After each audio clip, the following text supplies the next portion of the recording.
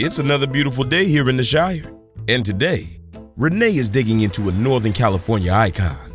Everyone likes a good sandwich. And while we could argue about the best fillings all day long, one thing seems certain. The roll should also be doing some of the heavy lifting. This time, Renee's making Northern California Dutch Crunch sandwich bread. A few years ago, I was visiting family in the San Francisco Bay Area, and at lunchtime, we decided to order some sandwiches. I was starving, so when mine arrived, I shoved it straight into my face, because that's exactly what happened. But after that first bite, I literally stopped in my tracks and knew I had to pay attention, because whatever I was eating was perfect. The bread was soft and squishy with a sturdy, delicious crumb. But the real star was that crunchy, slightly sweet, crackled cap that made the whole thing absolutely unforgettable. This was not an easy recipe to figure out. As you can see from all of my failed attempts. But with some persistence, I think I finally have it pinned down. And today, I'll show you exactly how to make it. First step, we are going to make a sponge. Okay, we've got some water here, and we're going to take a little bit of yeast, and we're going to dump it right in that warm water, and we're going to let it sit there until it dissolves. So we're just going to soften that yeast up for about 5 minutes. The yeast is softened up, and I've stirred it, and it's ready to go. So the next thing we're going to do is I'm going to give it one more stir. Make sure we get all of that off of the bottom if it's any has sunk. And we're just going to pour it into this flour mixture. And then we're going to stir that up.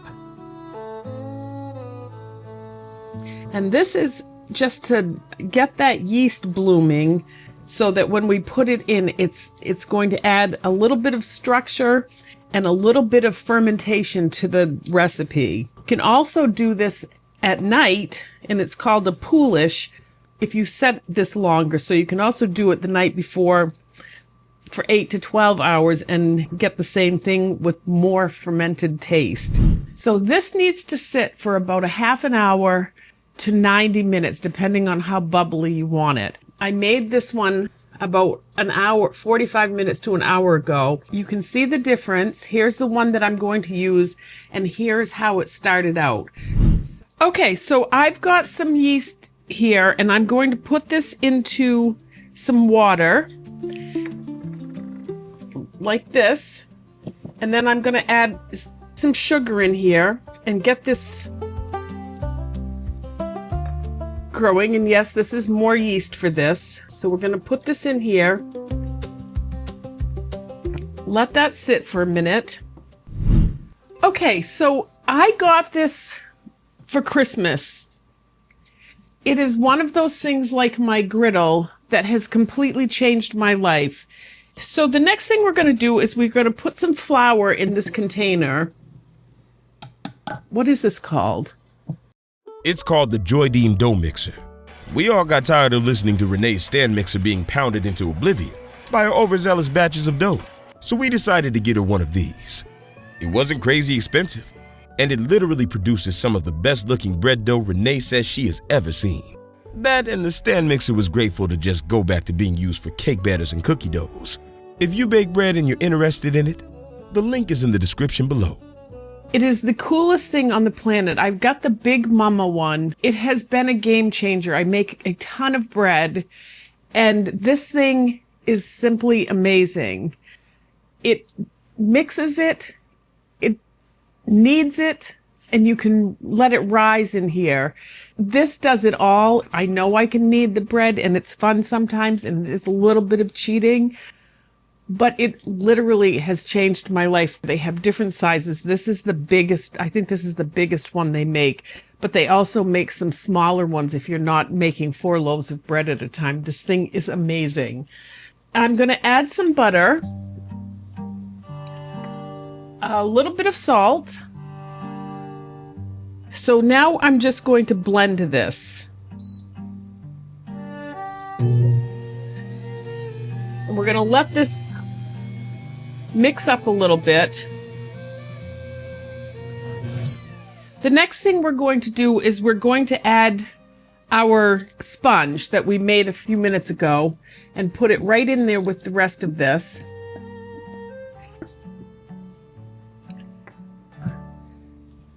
All right, so I'm going to put this back on blend, or I've got it start. I'm going to see how that does. Okay, so I'm going to put this water in now. The yeast has dissolved.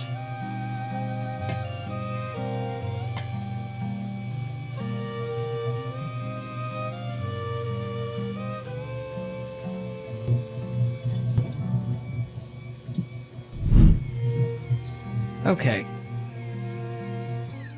So as you can see, this is scraggly and mixed up, and I want you to remember what this looks like, because the next step at this point, you would start kneading by hand. And if you want to see how to do that, you can see my video on bread making here.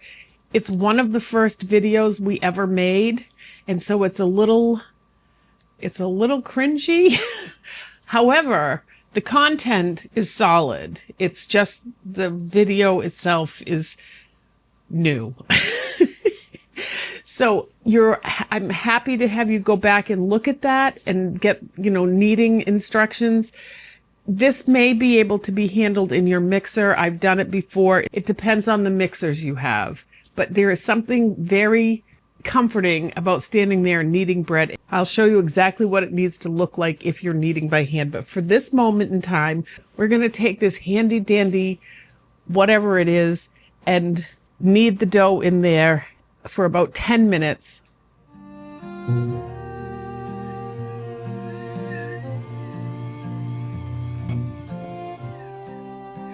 So this is stopping and going, because that's kind of what you do. It's mimicking the kneading method that you use, and that way it settles, kind of turns it a little bit, and allows it to hit every piece of that dough. So for 10 minutes it will stop and start, and it's a glorious machine.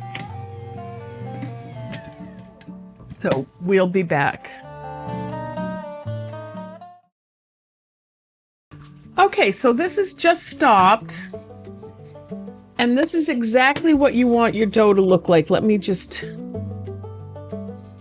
So this is a perfect dough, and if you're kneading by hand, that's what we want it to look like. Now we're just going to change the temperature on this. Winter ferment, and I'm going to do this for an hour.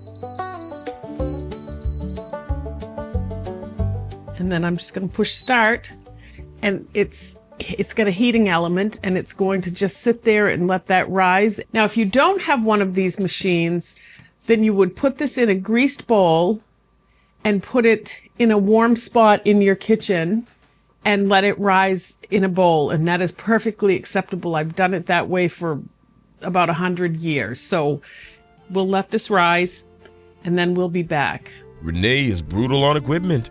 In fact, she has sent more stand mixers off to the great kitchen in the sky than we can count. Apparently, her new specialized dough mixer has fixed that. For a little while anyway. Now the kitchen can get back to smelling a little more like freshly baked bread and a little less like burnt out mixer motor. We'll be back right after this. Okay, so here's the dough. We are going to take this and set it aside for just a moment, and then we're going to start the topping. This topping has to rise for a little bit, so we're going to start this right now. We have some warm water. We're going to add some sugar to it. We're going to add some yeast, and then we're going to stir that up.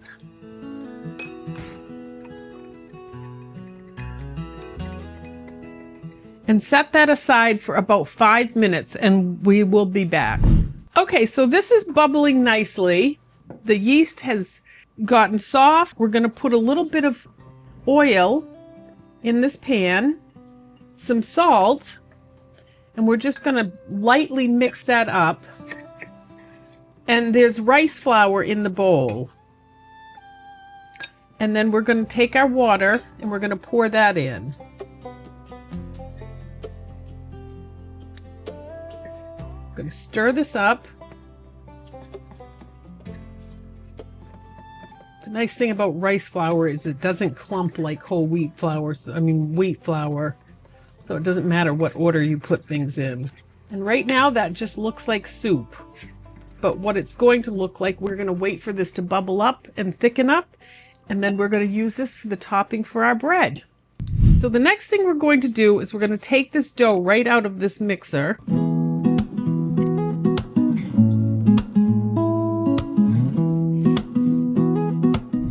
And we're going to just turn this. Oh, that is just the most gorgeous loaf of bread. Look at that dough. That is gorgeous. It's not sticking to my hands or anything. I'm going to weigh this. Okay, 126. Okay. So I'm going to divide this into 10 pieces.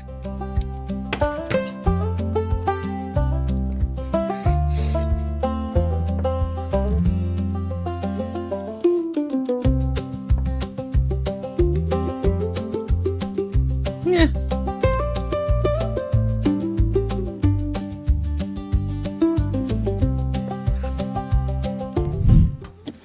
So now we have our dough measured. This is a silicone bread holder.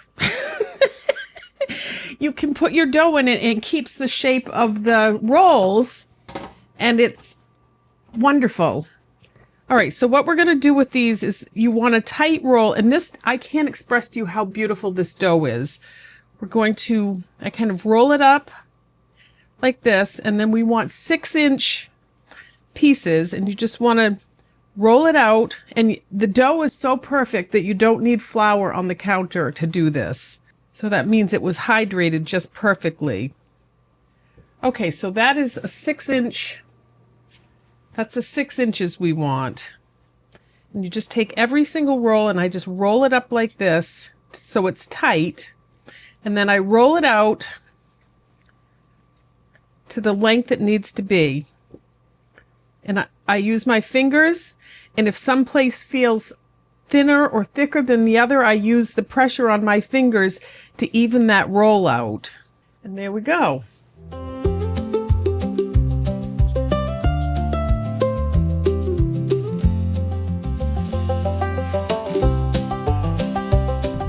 Okay, and so there they are, the shaped dough. And now what we're going to do is we're going to cover them up for approximately 45 minutes, 30 to 45 minutes, until they've almost doubled in size. And then I'll show you the next step. It's almost time to cook them. Okay. Okay, so it's been about 35 minutes, and these are almost risen enough. And my understanding of this is that you want them to be almost risen to completion. So here is what we had created before that we were putting in the oven. This is the top, and we're just going to stir this up. Oh, isn't that interesting looking? See, it's bubbly. We're just going to fold it a little bit gently.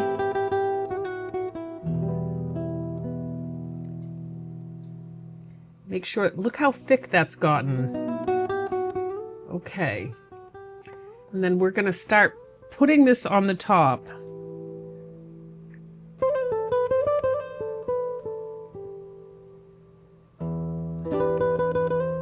And I'm going to put a layer on first and then come back and thicken that up.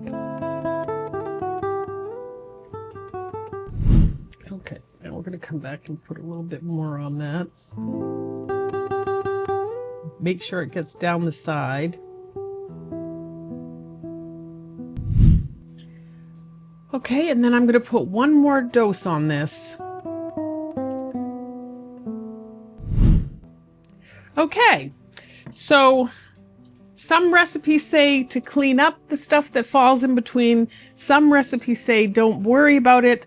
I'm going to not worry about it, and I'm going to put these in the oven for 18 minutes, and we'll check them at that point, and then see how much longer they need to cook. So the oven is at 400 degrees, and we'll be back soon. That's it then. Renee's latest attempt has gone into the oven. And to be perfectly honest with you, she hasn't seen a successful bake on these Dutch crunch rolls yet. Fingers crossed, this one comes out right. Stick around. You won't want to miss this. Okay, so after many failures, I'm going to open the oven and hope that I have at least some cracks. That's all I care about. The bread is delicious. I just want it to have cracks. Okay.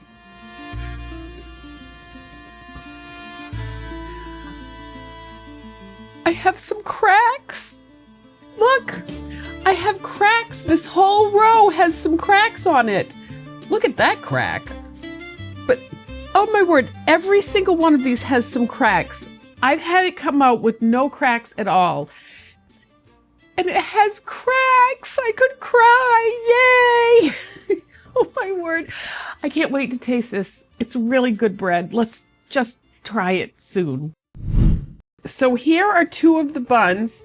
This is cracked and this is beautiful. If you can hear it thumping, when you bite into this, it's going to crunch in your mouth. Even if you don't get the cracks the first time, it's still going to crunch and it still has this incredible taste. So I've sliced this one open so you can see the crumb inside. It's airy, it's fluffy, and it's perfectly sturdy for a sandwich. So it's just a beautiful dough, a beautiful bread. It's bouncing back, and I can tell that it would handle egg salad, chicken, and subs, an Italian sandwich, anything you'd like to eat with this. So I am going to take a bite. Too big a bite. Oh.